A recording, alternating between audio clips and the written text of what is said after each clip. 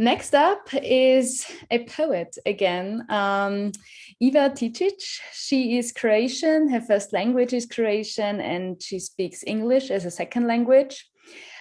She's an international artist and teacher from Croatia and has lived in New York, USA, and Guangzhou in China. And recently, she has relocated to Spain. She mainly writes poetry, but also some short stories and nonfiction. And she's also published a chapbook thus far titled Alice in Greenpoint, which was published at Finishing Line Press in 2015. And at Tint, she has published her poem Sex Tape B-Side in our Fall 20 issue. And I believe today she's going to read this poem and a few others as well. So Eva Ticic, thank you for being here, and the stage is yours.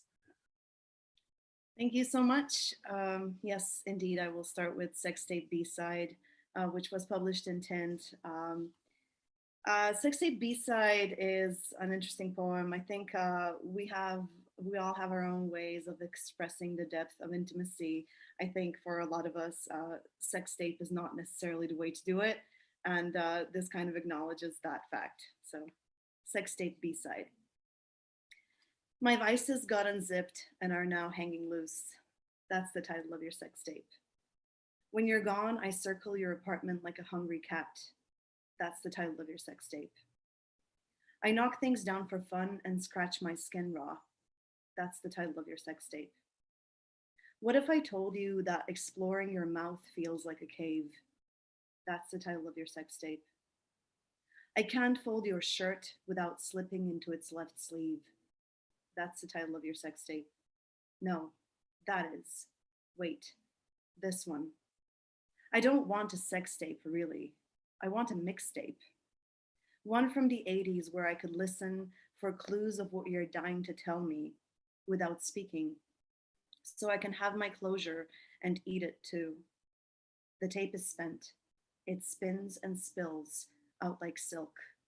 That's the title, that one. So other than this poem, I want to read a couple more that are just what I'm working on currently, and some are to do with the book I'm working on currently. And the first one is called The Island Life of Croatian Variety.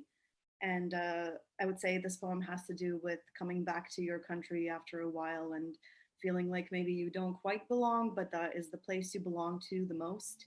So yeah, The Island Life of Croatian Variety. If taking a holiday by yourself is something to frown upon, then scowl at me. For the one I took last year was a blissful vacancy, filled with turquoise waters pouring over dried sand and solitary walks along Roman ruins, down to cities as ancient as human need to explore them. And who am I to resist? Jobless and spending my savings, watching them pour out, but the plan was there. My hopes in a twist of where backpack extends into plastic bags and deflated mattresses. Don't you worry, I always find my way back into some sort of semblance of order. But for now, I love the sun burning my back as I flip-flop my way on the side of a wide road which leads to the beach. What is really there to worry about when the land and the sea both recognize your ancestry? I am not one to harp on heritage, but there is a calm that comes with sitting still in where you are from, even if only generationally, taking pride in those you never knew, whose blood is coursing you by omnipotent osmosis, and imagining them looking down in their approving solemnity, in dipping your feet where the pebbles touch theirs, because water has moved on since. It connects us all, but breaks up familiarity. Maybe what I'm trying to say is this Croatian holiday has helped me belong, despite my obvious heresy. The island on which I stayed proved akin to its name, a lighthouse where I was able to sit in stillness, to complete the book which was brewing in the whispers of what I had yet to say, then sit with myself and call it a day, go off island hopping with a newfound friend, also escaping her own new normal.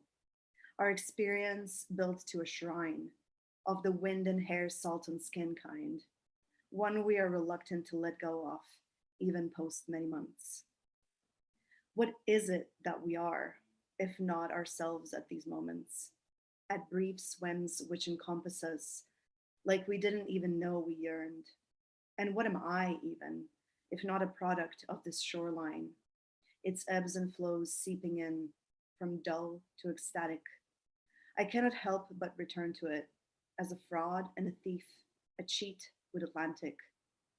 Yet I return, a penitent guest, only asking for healing, for water and salt, which always give life. The next one is title of my hopefully soon to be published collection. We'll see. And it's called A Skywriter Writes His Last Message in the Sky. It is the greatest confession, a love letter to the entire region. It is how, when someone you love is leaving, you are compelled to pour it all out. It is that one thing you've been hoping to read every time you tear open a letter. It is the statement you pause before writing, thinking to yourself, am I really going to unleash all of this feeling? It is the exact point you've been saving, the perfect retort to somebody's jab. It is wholly unholy and utterly sacred, these right words you've lived by at the crest of your life. Here it comes. It's arrived. Okay. This one's called You Only Get So Much Life. And it is really a moment in time, as the subtitle suggests, which is Zagreb, March 2020. And it was written at that time, in that place, shortly before Easter. It has to do with, well, Easter arriving, and then it has to do with Corona being very, very prominent at that time. And if you know anything about Croatia last year, it has to do with a very strong earthquake we had, because I was living there at the time and it was quite devastating. So you only get so much life. Zagreb, March 2020. The Holy Week enters, and we are so very Jesus-like in our suffering. After a lull comes the morning, when we are shaken awake, the mundane and the holy, all of us wholly concussed, and even our books, they're falling off shelves, and even the very ground we all walk on has been ripped from under our feet. All this to say nothing concerning the plague, the modern day Judas tapping us out with a kiss, a mere touch, a gasp unto our breath. And though no greater love truly exists than to lay down your life for a friend, when we come help, we will come gloved, masked and scrubbed clean, holding our breath while we try, because one only does get so much life. This is the last one. It's kind of a poem of longing, which maybe is the type of poem I like writing the best, and it will hopefully keep you longing for more. Okay. It's called The Edge. It is fascinating that I can watch you as I do and not go mad. Someone should give me a medal for this extreme sport of your nearness while I cannot have you. I watched a whole parade unravel. Lovers go through your room like a carousel, a beautiful distraction. Friends worship your every opinion. Does even your mother know how loved you are on a day-to-day basis? I don't mean by me, that is implied. But what I mean is, how do you turn on so many lights? How are there so many hearts dropped on your plate? All these mistakes you elicit in passing while you casually saunter your way, unassuming and unknowing, oblivious or not. You are the everythingness of everything, and the nothingness is where you are not. So be here or don't, but do so entirely, in case I too end up going mad.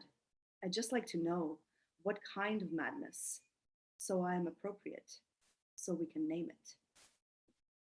Thank you.